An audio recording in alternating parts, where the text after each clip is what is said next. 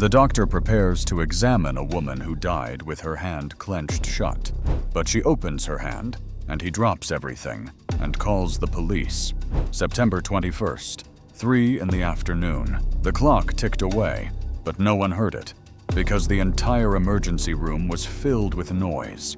People coughing, people moaning, children crying, nurses running back and forth. The smell of alcohol mixed with sweat and despair burned his nose. Dr. Miguel, 52, was tired. His coat was already stained from so many hard days.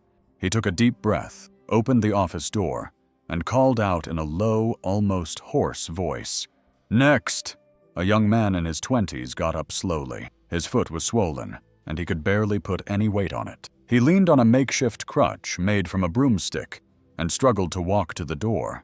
Miguel gave him a small smile, the kind of smile a doctor gives to try to calm things down in the midst of chaos. But before the young man could enter, the emergency room exploded with shouts of, "Emergency! Emergency!" 2 guards quickly cleared a path, and a group of nurses pushed a stretcher, the sound of the wheels hitting the floor like thunder.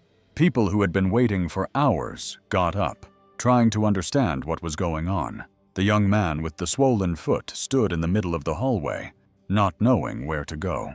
Miguel looked up and his heart skipped a beat. This was not a simple case. The desperate look on the team's faces, the wide eyes of Nurse Teresa.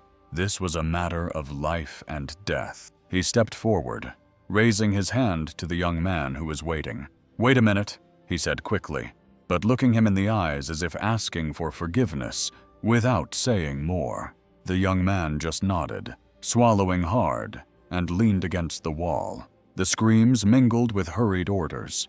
The emergency room, which was already full, now seemed too small for so much attention. Quick footsteps, voices jostling each other, and Miguel felt the weight of another life coming into his hands. He took another deep breath, lowered his shoulders, and walked toward the stretcher, ready to face whatever came. Dr. Miguel adjusted his mask on his face and ran his hands over his gown, as if that gesture could remove the weight he already felt in his chest. The emergency room, which seconds before had seemed very noisy, now seemed to shrink in the face of what was coming. The stretcher was pushed in hurriedly, its wheels scraping the floor, and on top of it was a young woman, about 27 years old. Her face was white as paper, her skin clinging to her bones, and her lips purple, as if the cold had taken her. Miguel approached quickly, leaning forward. His heart sank when he saw her up close. She wasn't just a patient. She was someone very young with her whole life ahead of her, but there she seemed on the verge of disappearing. Her right hand caught his attention immediately, clenched with a strange force, so rigid that her knuckles were white, almost transparent. It wasn't a normal fist. It was as if she were grasping something. Teresa, the nurse, looked at Miguel with eyes full of tears, trying not to show the fear she felt. She spoke softly, but with a trembling voice. "Doctor, may we try to open it?" Miguel touched the young woman's hand with his fingertips, feeling the stiffness of her muscles and the cold skin. He paused, his serious gaze meeting Teresa's. He took a deep breath and replied firmly, but with a hidden sweetness in his voice. "Not yet." The silence that followed was heavy. All that could be heard was the sound of the machines preparing, the footsteps running around, and that fragile breathing that seemed to disappear with every second. Miguel kept his eyes on her, as if he wanted to memorize every detail before acting. Her hand was closed, her face too young to be on that stretcher, her lips seeming to ask for help without sound. The monitor next to the stretcher began to emit a continuous, high-pitched beep that cut through the air like a knife. Her heart had stopped. "Cardiac arrest!" Miguel shouted without wasting any time. Adrenaline kicked in. Teresa ran to the tray with trembling hands and took out the syringe, but her eyes were filled with tears.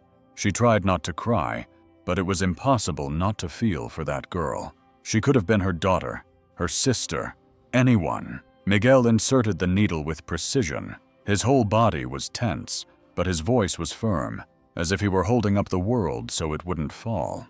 The silence between one order and another was heavy.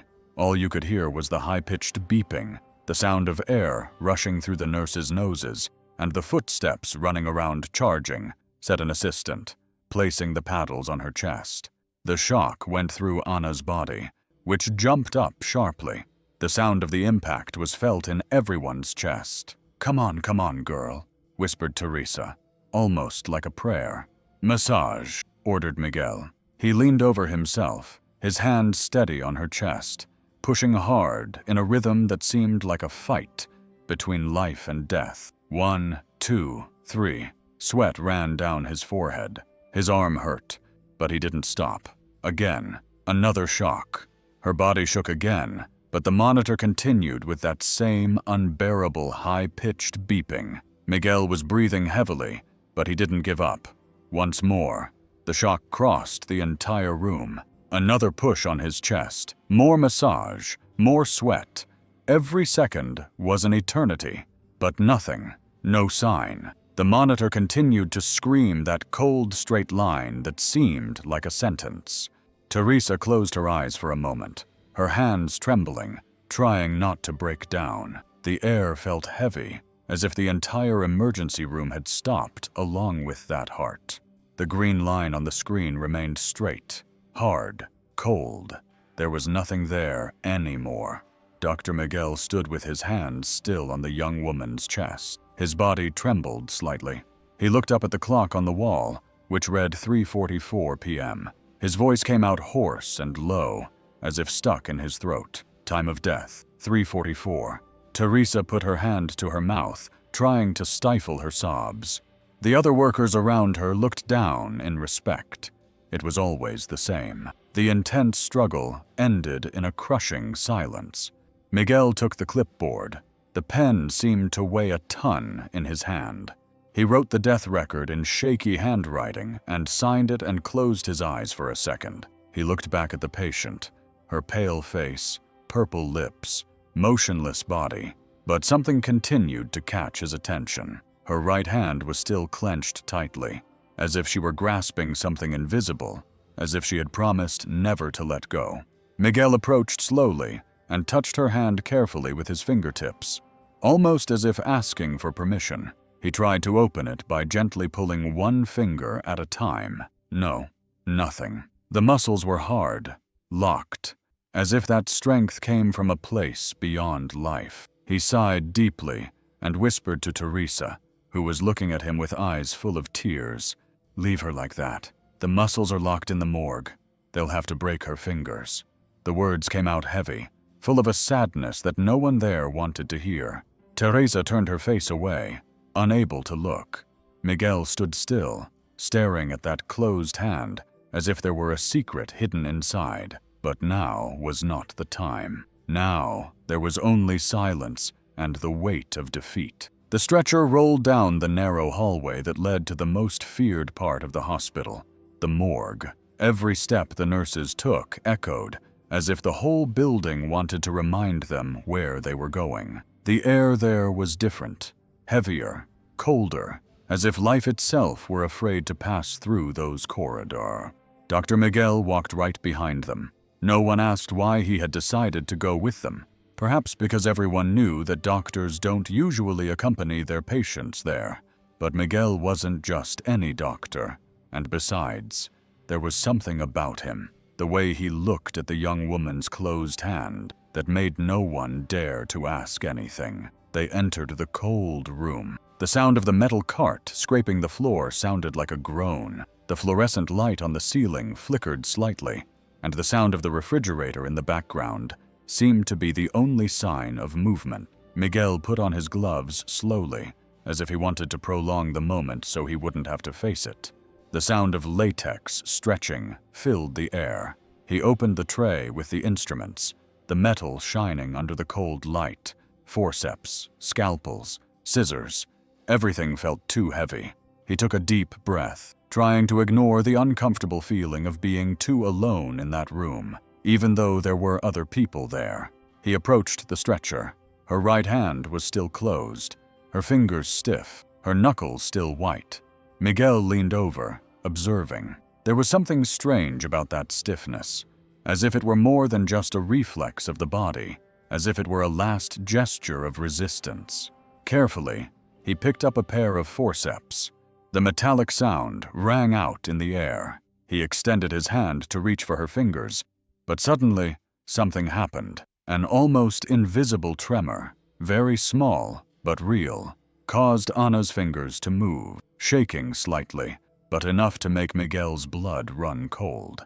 He froze, the forceps falling from his hand and hitting the floor with a sharp sound that broke the silence of the room. The metallic sound echoed like a gunshot. Miguel's eyes widened. He took a step back, his breathing faltering. His mind tried to deny it, but his eyes did not lie. "My God," he whispered, almost without a voice. "This is impossible." The cold of the morgue seemed to intensify. No one moved. Everyone held their breath, staring at that hand that, against all they knew, had just shown a sign of life. Miguel brought his hand to his face, trying to catch his breath. His heart was beating fast, as if he had been the one to receive the shock. His hand trembled as he approached her neck. 2 steady fingers carefully touched the cold skin near the artery. He closed his eyes as if concentrating on the impossible. 1 second, 2, 3, and then a tiny thread, an almost invisible pulse. Too weak for someone without training, but there it was, alive. Miguel's body shook completely. He opened his eyes, looked at the team. His voice came out with urgency. "Team, now!" The sound of metal instruments clattering on the tray echoed in the room. The 2 assistants looked at each other, standing still, hesitating, as if they hadn't understood correctly. "Doctor, but this is the morgue," said one, his voice breaking as if he were stating the obvious. Miguel turned with a burning look. He didn't have to shout. His firmness was enough. She reacted. Silence fell heavily for a moment. Everyone stood motionless. It was something they had never seen before, but the authority in Miguel's voice left no room for doubt. He did not tremble. He did not back down. "Let's go to the ICU now." The tone was not a request. It was an order. It was a matter of life and death. One of the nurses, still surprised, asked quietly, as if afraid of the answer, "Are you sure?" Miguel looked at the young woman lying there, her face still pale, her hand closed like a stone, and replied firmly, almost as if it were a promise. "Absolutely sure." The silence was broken by the rapid sound of the wheels of the stretcher being pushed back down the hallway. Everyone's breathing seemed agitated, but no one dared to say anything else. Miguel walked beside her, his gaze bent as if each step were a promise that he would not let that life slip away again. The hallway smelled of antiseptic and fear. The stretcher was pushed along quickly, and Miguel followed close behind, his hand on the rail, his eyes fixed on the young woman. The cold air from the morgue still clung to his skin. The lights on the ceiling flashed by one after another, and each step seemed to take longer than the last. The director appeared at the corner of the hallway, her body firm, her gown closed, a clipboard under her arm. She raised her hand, asking them to stop. The nurses hesitated for a second. The wheels screeched on the floor. "Doctor, she has already been declared dead. I take responsibility," Miguel interrupted without raising his voice. The phrase hung heavy in the air. He held her gaze. Inside, his heart was beating wildly. His hands were sweating inside his gloves, but his face did not tremble. The director held back the urge to speak again. She looked at the patient, her face pale, her right hand still clenched like a stone. She looked at Miguel again and nodded slightly. No one said anything else. The stretcher moved again. They passed through intensive care. The world became a whirlwind of light, beeps, and footsteps. The automatic door opened with a blast of cold air. The smell of alcohol and saline solution was stronger there. The team rushed to place the young woman on the bed. The monitor was connected with wires on her chest and a tube in her arm. The beep sounded irregular, timid, broken, as if the sound were searching for courage. "Hemorrhage," murmured a resident, looking at the stained sheet. "Pressure dropping," warned another nurse, already with the cuff on her arm. Miguel moved closer, his eyes attentive, scanning her body. His face leaned in, absorbing every detail. His voice came out firm, without hesitation. "Vasopressor. Now." "I'm already preparing it," Teresa replied, opening the bottle with hands that were only trembling a little. One gauze pad was opened, then another. The gauze pads piled up, wet. The sound of the plastic breaking mixed with that of the infusion pump starting to run. The cold light made everything feel more urgent. "Gauze. Another one," Miguel said. "Here." Teresa pressed the gauze firmly. At first her arm trembled, but she gathered her strength. "Strength. You're going to be fine. You're going to be fine," she whispered, as if her own skin could calm the patient's skin. The pressure dropped another number on the screen. A resident held his breath. Miguel didn't press the bridge of his nose for a second. He wiped the sweat from his forehead with his forearm and continued. "Increase the dose. Keep the line adjusted," replied Teresa, looking at him over her mask. The beeps began to sound irregular again. The air felt heavy, and everyone there carried a piece of that struggle. The silence between orders was filled with the sound of the pump, the constant beeping, an anxious breath that no one wanted to admit. Teresa began to sing very softly, a simple melody, almost like a lullaby, a note here and there. It wasn't for the team, it was for her, and also for the patient. Her voice sounded broken, but she kept singing. Lyrics. It didn't matter. What mattered was the soft way the words came out, filling the room with a slight warmth. "Stay strong, girl," she murmured between verses, without removing the gauze from its place. "We're here with you. Keep the pressure on," said Miguel, attentive to the monitor. "Don't lose focus." One assistant passed the syringe, another checked the IV line. Everything was done very quickly, very carefully. The gloves clanged against the metal against the tray, and life seemed to hang by a very thin thread. Miguel occasionally looked at the young woman's right hand, still closed. There was no time to understand that now. There was only time to act. "Saturation 92 and rising," someone said in a voice that mixed surprise and hope. "Keep going," Miguel replied without losing his composure. "Gauze, breathe," Teresa, with her forehead sweaty, kept singing softly, almost to the rhythm of the beeps. One stuck to the other, the notes guiding her hands, which did not release the pressure in the right place. The cold light of the ICU seemed less cruel for a moment. The patient's pale face had a shadow of color returned by the efforts of the team, and Miguel, although trembling inside, stood like a pillar, holding up with his voice and his eyes what he could not let fall again. The clock in the ICU was ticking faster. The atmosphere was still full of low voices, measured steps, and irregular beeps from the monitors. The atmosphere was tense, but there was also something that no one could quite explain. In the midst of all this, the door opened with a sharp bang. Sergeant Nunes entered. His dark uniform did not match the white of the medical team. He walked with firm steps, the trained gaze of someone who is used to entering places of pain without letting it affect him. But even he hesitated for a second when he saw the patient in the bed. The report he had received made no sense. Deceased. But there she was, connected to the machines, breathing with difficulty, but breathing. He approached slowly, his eyes passing over the young woman's pale face, over her chest marked with attempts at resuscitation, and stopping at what no one could ignore. Her right hand was still closed, rigid, as if she were clutching a secret she did not want to let go. Nunes frowned and reached out his hand as if he were going to touch it, but withdrew it at the last second. The silence grew heavier. He looked at Miguel. "Don't touch that, doctor." His voice was firm, with the authority typical of someone in uniform. "It could be evidence." Teresa, who was changing an IV bag, looked up quickly, as if she didn't understand. Evidence of what? The nurse swallowed and looked back at the closed hand, even more intrigued.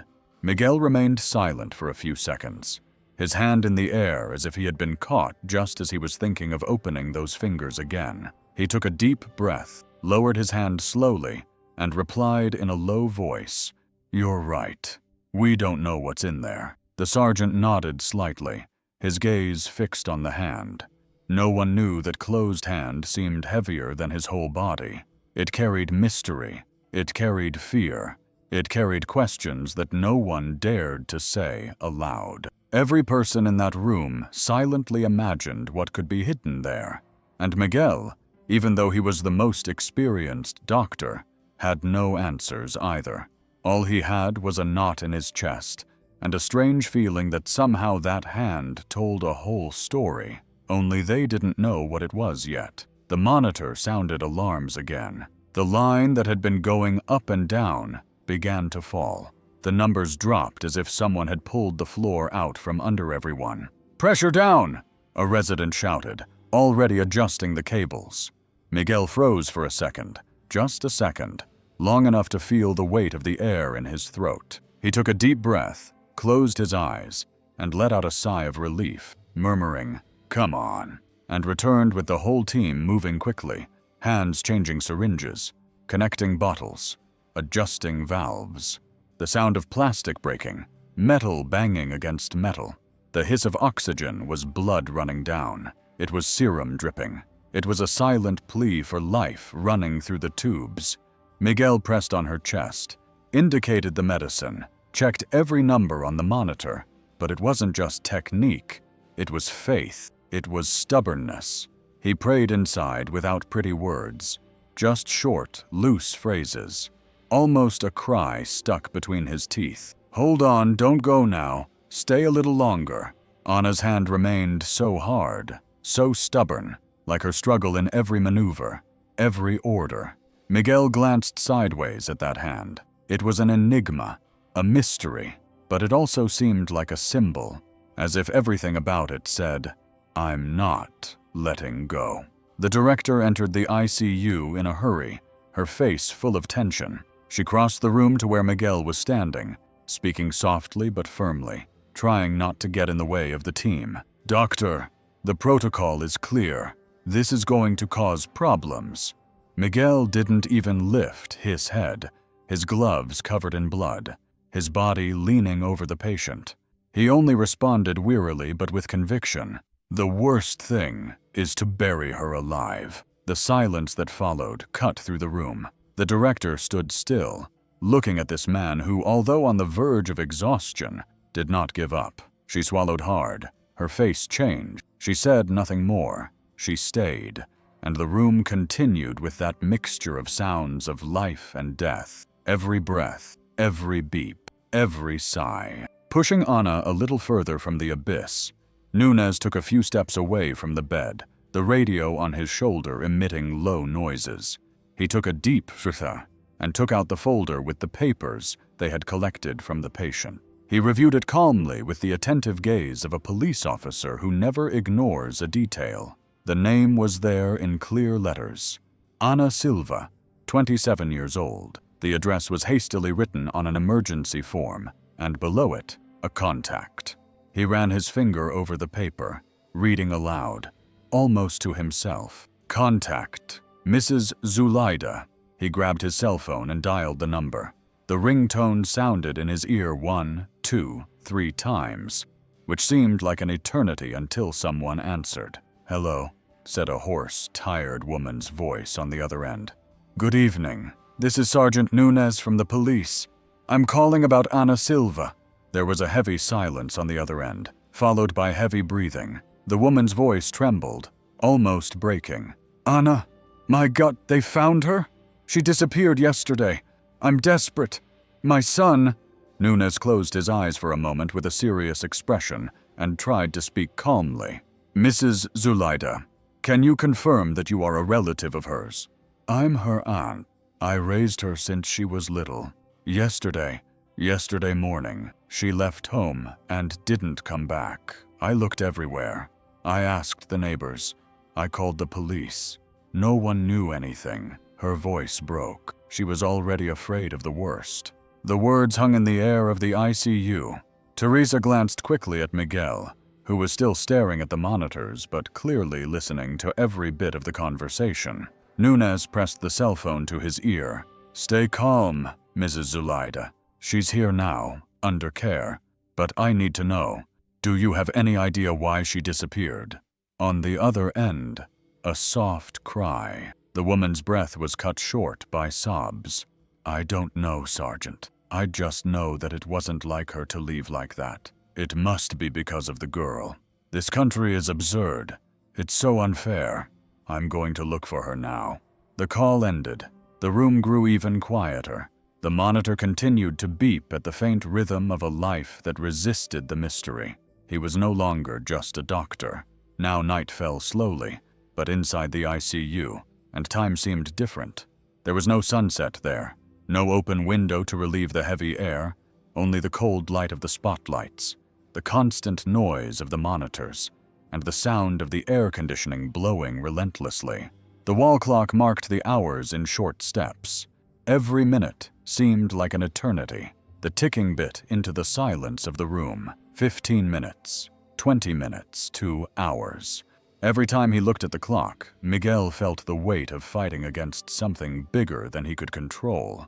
But he didn't move from there. He didn't leave for a second. He didn't go to get water. He didn't go to rest. He stayed by the bed, his eyes glued to the patient. Sometimes his hand rested on the bed rail, as if that silent contact could prevent life from slipping away. Teresa came by from time to time. The IV had to be changed. She took out the new bag, broke the plastic with her trembling fingers, tried to insert the needle, checked the vein, adjusted the tubes. Each movement was accompanied by a small, tired but sincere smile, as if to say, without words, "We are here. You are not alone. Ready. It's running well," she murmured, adjusting the small bottle hanging on the stand. Her hands were shaking, but her smile gave her strength, and Miguel noticed. He glanced at her and gave an almost imperceptible nod of thanks. The glass in the room reflected the scene. Miguel saw himself not as a doctor, but as a man. The reflection showed deeper wrinkles than he remembered, dark circles under his eyes that no amount of sleep could remove. A man aged not only by the years, but by the weight of every life that had passed through his hands. For a moment his gaze was lost in that reflection, and there was a memory that never left him, a loss that still hurt. There was no need to speak. It was written in the silence of his face. Slowly, he reached into his pocket, his fingers touching something small and worn, an old faded ribbon that he always carried with him. He didn't take it out of his pocket, just squeezed it between his fingers. His heart sank. The memory came rushing back, then hid again. Miguel closed his eyes, took a deep breath, and looked back at Ana, as if that life in front of him were an opportunity to hold something he had once been unable to save. Nunez's cell phone vibrated in his pocket. The discreet ringtone broke the silence of the ICU, where even the respirators seemed to hold their breath. He walked a few steps into the hallway and answered in a low, firm voice, but with the weight of someone who knows that any word can change the course of that story. The call lasted a few minutes. The policeman's voice hadn't changed, but his eyes, hard as ever, showed something different. He listened, interrupted with short questions, confirmed details, and wrote things down in his notebook. When he hung up, he took a deep breath, put his cell phone back in his pocket, and went back into the room. Everyone looked at him as if they knew he had an answer that no one was prepared for. Nunez stood next to the bed, looked at Miguel, and spoke directly. "I just spoke with Doña Zuleida again. She told me what wasn't in the papers." Miguel looked up, tired but attentive. Teresa, who was adjusting the IV line, stopped mid-motion. The director took a step forward and crossed her arms, waiting. Nunez took a deep breath and said, "Ana had a baby 2 days ago." The room froze. The beeping of the monitor grew louder with each passing second. Everyone's breath caught in their lungs. The air from their lungs. 2 days, the sergeant repeated, as if he needed to say it again to believe it. But they told the family they couldn't raise him. The baby was taken to a shelter. Teresa put her hand to her mouth, her eyes filled with tears. The IV bottle almost fell from her fingers. "My God, how is that allowed by law?" she murmured, her voice breaking. Miguel closed his eyes for a moment, resting his hands on the edge of the bed. His body looked even more tired, as if every word Nunez had said had fallen on his shoulders. The policeman's gaze then inevitably fell to Anna's closed hand, the same hand that had remained rigid from the beginning. He stared for a few seconds at those white, hard fingers, as if some answer were hidden there. "What do you have in that hand?" Nunez muttered, more to himself than to the others. Silence filled the room. It was as if everyone breathed at the same time, and then remained still, waiting. The question remained unanswered, echoing inside each of them, and Miguel couldn't stop looking at Anna. Her chest rose and fell with difficulty. The numbers on the monitor went up and down, as if her life were hanging by a very thin thread. He took a deep breath, thought for a second, and the idea escaped from his mouth almost like a whisper. "Can you bring the child?" The phrase hung in the air, and everyone in the room looked at each other as if they didn't know if they had heard correctly. Miguel finished firmly, looking at Nunez. "I think it can help. Now the mother can react to the stimulus." The police officer pressed his lips together as if the logic was too strong to ignore. He ran his hand over his chin, thought quickly, and replied, "I'll try to get permission without wasting any time." Nunez left the room. The sound of the door closing echoed in the ICU. The hallway seemed to swallow his quick footsteps. He already had his cell phone in his hand, dialing familiar numbers. "This is Sergeant Nunez. I need to speak to the judge on duty. It's urgent," he said in a firm voice, but sweat was running down his temple. On the other end, there were cold answers, questions, rules, the child's documentation, the mother's statement, registration in the system. Every word sounded like a stone in the road. Every second was an enemy. "There's no time for that," shouted Nunez, his voice louder than normal. "The mother is between life and death. Either we try now or we never try again." The silence on the other end lasted a few seconds. Too long. The policeman closed his eyes as if he could push the answer out with his own strength. Meanwhile, in the ICU, Miguel ran his hand over his sweaty forehead, rested his arms on the bed, and repeated in a low voice, almost like a prayer, "Hang on, just hang on a little longer." Teresa adjusted the IV but looked toward the door, waiting for Nunez to return with some news. The director paced back and forth with her arms crossed, biting her lip, unable to hide her anxiety. Outside, the bureaucracy weighed like a thick wall. People in uniforms against people in robes. Life against paperwork, clock against heart. And every minute that passed was another cruel bite. Anna still had a little time left. The early morning was passing slowly, but inside the ICU, time was cruel. The numbers on the monitor went up and down like a roller coaster. Every time they went down, everyone held their breath. Every time they went up a little, someone let out a breath without realizing it. Anna's blood pressure went down and came back like a restless tide. Her body seemed to give up and resist at the same time. Her skin was dry, her lips dry, her chest rising and falling without rhythm.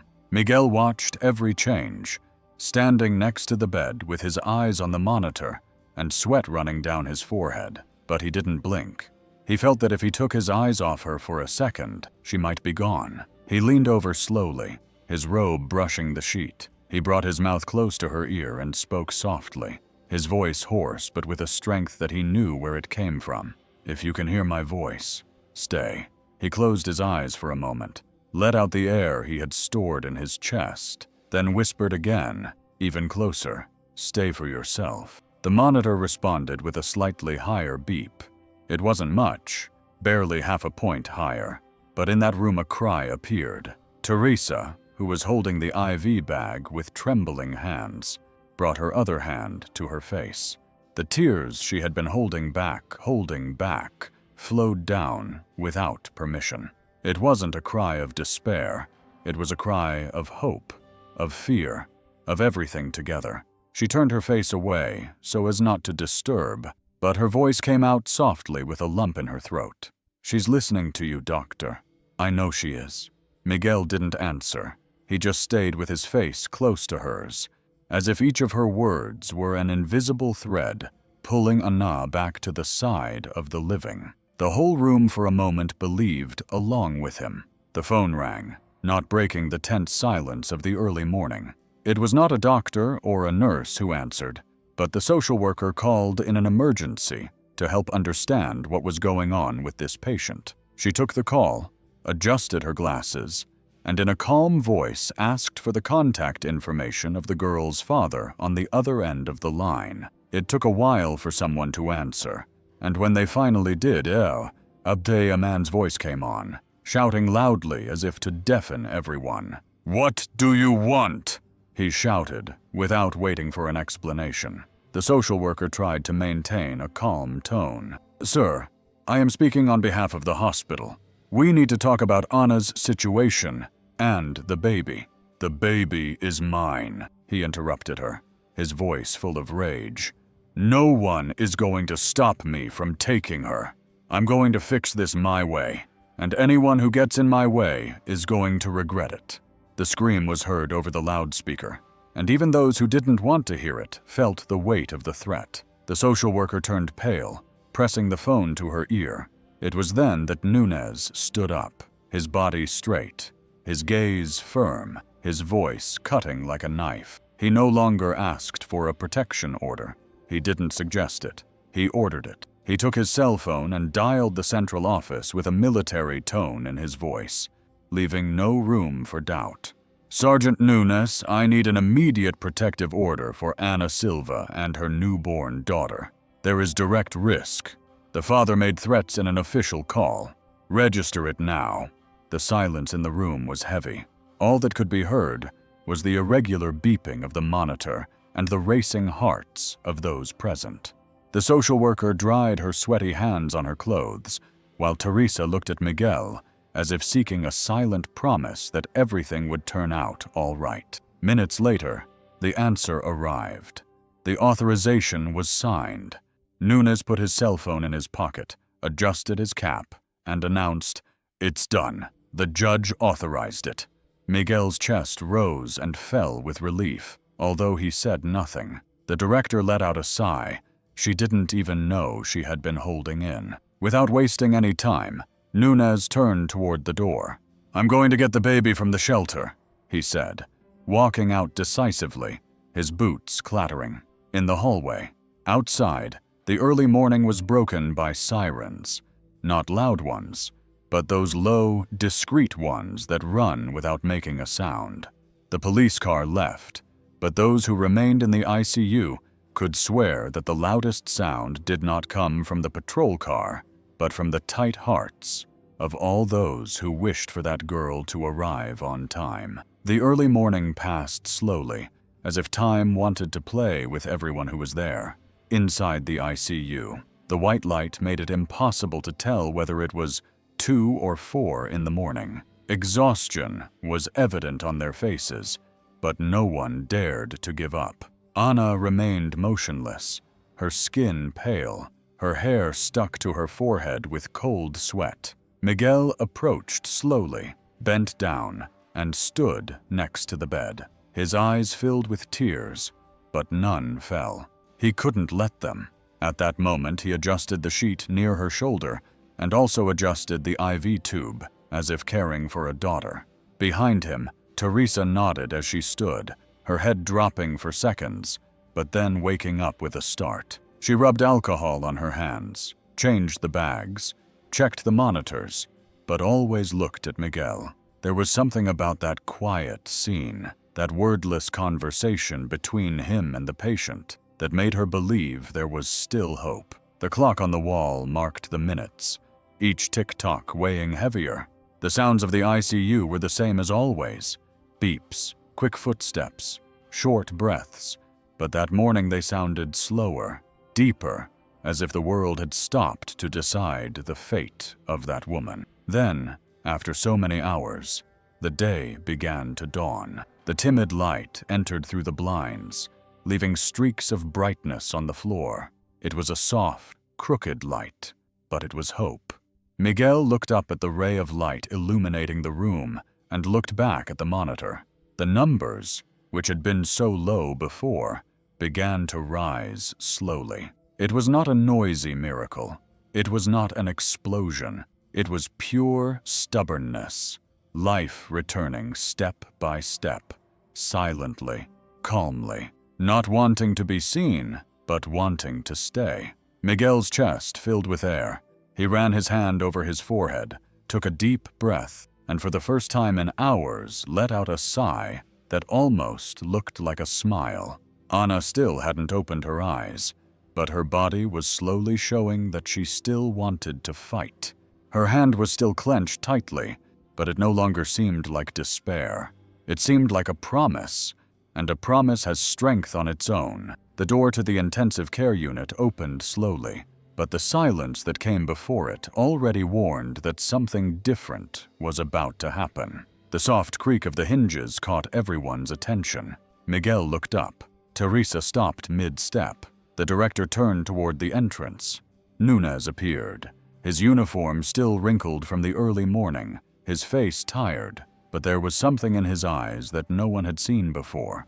In his arms was a small bundle wrapped in a light blanket, pressed against his chest, protected as if it were the most valuable thing in the world. For a moment, the entire room stopped. Nothing could be heard but the soft beeps of the machines. The sergeant took 2 steps inside, took a deep breath, and carefully adjusted the bundle. Then came the sound, a delicate, fragile cry, but so alive that it swept through the room like a gust of fresh air. That sound broke everyone's gaze. Teresa put her hand to her mouth, and the tears she had been holding back all night came pouring out. A nurse who had been standing firm until that moment turned away, hiding her face in her shoulder. Even the director, as hard as a stone, lowered her gaze and took a deep breath, trying to hide the lump in her throat. Miguel did not hide his emotions. His eyes filled with tears at that very moment. He took a step forward, as if his body were being pulled by the girl's cry. The sound was simple, but it carried with it all the hope, pain, beginning, and promise. Nunez stopped in the center of the room. His voice, different from his usual harsh tone, came out soft, almost broken. "I brought Aurora." The name hung in the air, and with it, the crying continued to fill every corner of the intensive care unit. No machine, no rule, no fear could drown out that sound. It was as if life, after so much struggle, had finally entered through the door in the arms of a police office who, until then, had only known how to deal with weapons and orders. The whole room was breaking inside. There was no way to resist. It was impossible. The sound of that little voice was louder than any scalpel, deeper than any ruler, more powerful than any silence. And for a few seconds, no one remembered death. There was only pure, small, crying life. Teresa quickly wiped her tears with the back of her hand, took a deep breath, and stretched out her arms. Nunez handed her the little bundle wrapped in a blanket, and the baby's endless crying filled the room even more. It was a sound that didn't ask for permission. It entered everyone's chest and moved them inside with slow steps, almost as if it were something sacred. Teresa walked toward the bed, her gaze going from the baby to the pale face of the mother. She leaned over and brought the baby closer with all the care in the world. The fragile little body touched Anna's face, and for a moment, skin met skin. The baby's crying calmed down. as if she had recognized a safe place there. The monitor responded instantly. The beep rose softly, but clearly. One more point. A signal. The whole room froze. Miguel held his breath. Teresa closed her eyes, resting her forehead on the sheet, and whispered softly, almost without a voice. She felt it. My God, she felt it. Then Anna's right hand, the one that hadn't moved since the beginning, began to move slowly, as if fighting against invisible chains. First one finger came loose, then another. The silence was total. No one dared to breathe. Miguel moved even closer, his eyes wide open, his throat dry. The third finger opened, then the fourth. Finally, the whole palm came loose, revealing what it had been holding so tightly. There, wrinkled and damp with sweat, was a maternity bracelet, the plastic worn, the letters already half erased. Miguel picked it up with gloves, his hands trembling, and brought it close to his eyes to see better. His voice broke, almost a sob. Aurora was the name. The silence turned to emotion. Teresa burst into tears, covering her mouth with her hand. Nunez wiped his eyes with his hand, hiding his sadness. Even the director, who had been so rigid until that moment, let a tear run down her face without asking permission. The answer was there. The mystery that the closed hand had hidden was finally revealed. A mother who, even though she was on the verge of death, did not let go of the memory of her daughter. A mother who clung with all her strength to the only bond that kept her alive. Miguel closed his eyes, pressed the bracelet against his chest, and took a deep breath. It was impossible not to break down inside. The name echoed in the room as if it were a prayer. Aurora, the light after the night, the life that insisted on being born. The following hours were spent waiting. The room was filled with a different kind of silence, no longer one of despair, but of hope. The beep of the monitor continued to sound, still irregular, but constant. Teresa slept standing up, leaning against the corner. Sergeant Nunez drank cold coffee from a styrofoam cup, and Miguel remained next to the bed, sitting on a hard chair, never taking his eyes off Anna. It was in the midst of this frozen moment that something happened. At first, it was almost imperceptible, a slight tremor in her eyelids. Miguel immediately sat up straight, his heart racing. He waited.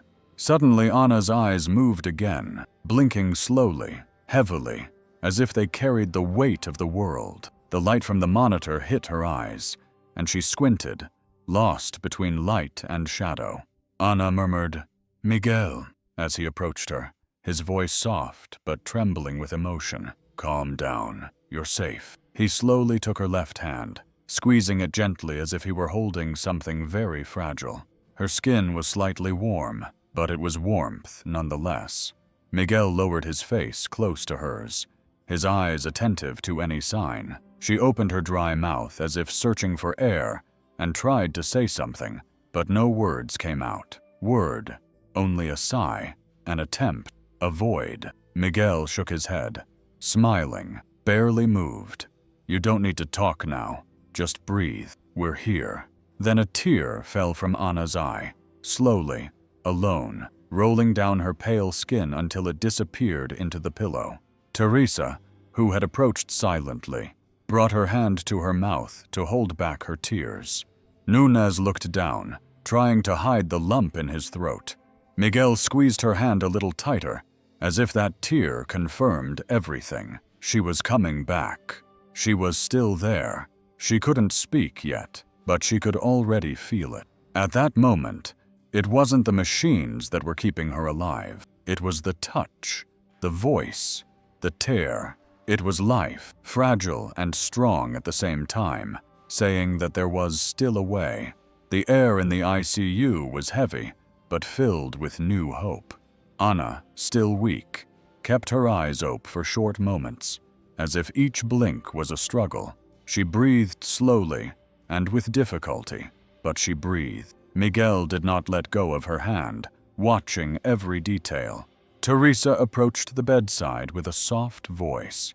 Her eyes were red, but with a tender glow that filled the room. She leaned over slightly and asked quietly, as if afraid of breaking the moment, "Do you want to see your daughter?" Anna blinked slowly and moved her head up and down a little. It was almost nothing, but it was a yes. Teresa was moved. She brought her hand to her face and then signaled to Nunes, the sergeant who was holding the baby in his firm but careful arms. He took 2 steps and placed the little bundle in the nurse's arms with all the care in the world. Teresa bent down and brought the baby closer to Anna's chest. The tiny little body leaned against her mother, their skin touching for the first time since the moment she was born. The whole room seemed to disappear. The sound of the machines, the footsteps of the staff, even time itself ceased to exist. Only that moment remained. The baby's soft cry stopped, replaced by the quiet sound of someone breathing for the first time, close to the heart she already knew from within. Anna closed her eyes, and silent tears ran down her face. Her chest rose and fell, but it was from emotion. She opened her mouth, but no sound came out, only a cry that needed no words. Miguel squeezed her hand tighter, and then he heard the first sentence, weak and broken, as if each word cost her all the air in her body. "The last thing I remember was when they tried to take my daughter away. I ripped off my bracelet, grabbed her, ran across the street, turned, fell, and didn't let go." The pauses were long, and Anna's eyes filled with tears with each word, but she finally managed. She explained the reason for that clenched hand, that strength until the end. It all made sense. She hadn't just grabbed an object, but proof that she wasn't going to let go of her daughter, even if she was about to die. The room was filled with deep silence and tears. No one could hold back. It wasn't just a medical story. It was love. It was instinct. It was a mother saying with her whole body that she wouldn't let go of her daughter for anything in the world. The silence after Anna's confession still hung in the air. Everyone in the room seemed to breathe with her, as if they had experienced that same escape, that fall, that silent struggle that now made sense. The baby remained quiet, clinging to her mother's chest, and that sound of new life seemed to fill all the voids. It was then that Nunes, who had been watching closely, stepped forward. His tone, which was normally harsh, sounded different, firm, but gentle.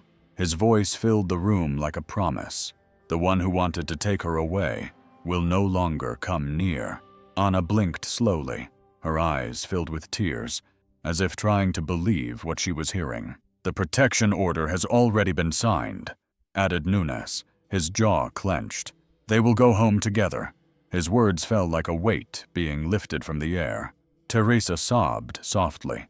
Miguel closed his eyes for a moment, letting the relief wash over him through his whole body. It was as if the future that had once been so frightening was beginning to take on a different shape. Miguel stepped back a little, took a deep breath, and reached into the pocket of his robe.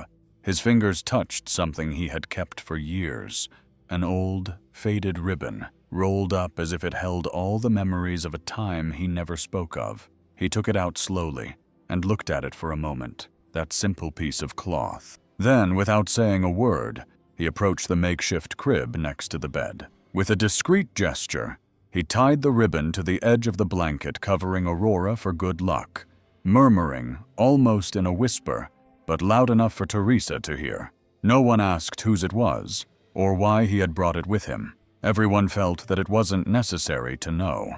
What was important was the present. Miguel let out a small, shy but sincere smile, a smile of someone who that day managed to hold on to someone he couldn't lose, a smile that said that amid so much pain, there was still redemption. The door to the ICU opened slowly. The director entered with slow steps, hugging a folder to her chest as if it were a shield to face what she would see inside. Her serious gaze, accustomed to dealing with reports, dates, and strict rules, scanned the room until she saw the scene in front of her. Anna was lying down, still fragile but awake. her tired face now showing some color. In her arms, close to her chest, Aurora was sleeping curled up, breathing calmly as if nothing bad had happened. Anna's right hand, which had previously seemed made of stone, was now open and resting lightly on the blanket covering her daughter. The director stopped, her body losing its usual rigidity. This was not in any manual. It did not fit into any protocol. She took a deep breath, her eyes filled with tears, although she tried to hide it. She then looked at Miguel. The doctor was standing with his arms crossed, but there was no harshness in him, only a deep tiredness mixed with the rare tranquility of someone who knows they did the right thing. The director's voice came out softly, almost like a whisper, but with great weight. "Doctor, this was against protocol." Miguel looked her straight in the eye. He didn't have to think long about the answer. Had been there for a long time. "We choose people." That phrase fell in the room like an undeniable truth. The director stood still for a moment, swallowed, and then slowly lowered the folder with her fingers, releasing it little by little. Her face softened, and she nodded slowly, like someone who finally understands. "That's good," she replied with a broken voice. And at that moment, even she, who was so accustomed to numbers and rules, ceased to be just the director. She became one more witness to the fact that in the end, it wasn't protocols that saved lives. It was courage. It was love. It was choosing people. The ICU no longer seemed like the same place. The heavy air that had previously tightened my chest had now turned into a soft silence, the kind that embraces you. Anna was still sitting, propped up with pillows, fragile but alive in her arms. Aurora slept peacefully, her little mouth slightly open, breathing softly like quiet music that effortlessly fills the room. Anna leaned over slowly, her eyes filled with tears, shining with a mixture of pain and victory. She pressed her lips to her daughter's forehead, leaving a long kiss, as if she wanted to mark the girl's skin with the promise that came after. "No one will take you away from me, Aurora." Her voice was soft, but with a strength that no machine in the world could measure. It was the voice of a mother who was reborn along with her daughter. At the edge of the sheet, a detail glistened under the cold light of the ICU. The small charm on the maternity bracelet, the same one she had clutched with all her strength, the same one that had remained closed in her hand until life returned. Now it was no longer trapped in a rigid fist. It was loose, illuminated as if shining to say the bond was not broken. Miguel watched everything from the doorway. His body was leaning against the frame with his arms crossed and his eyes fixed on the scene. He took a deep breath for the first time in a long time. He felt the weight he was carrying begin to lift, as if that image of mother and daughter together, skin to skin, life that refused to leave, had given him back something he thought he had lost forever. The air filled his lungs and slowly exhaled, taking with it the guilt, fear, and emptiness that always accompanied him. A small, almost shy smile appeared at the corner of his mouth, and at that moment, Miguel understood that not only had Anna been reborn, but so had he. "Tell me, if you were in Anna's shoes, what would you find?" Share your thoughts in the comments, and don't forget to share this story with whoever you want to see it. Subscribe, because the next story might shake you even more deeply. Take a look at the videos on the screen. I'm sure you'll be very moved.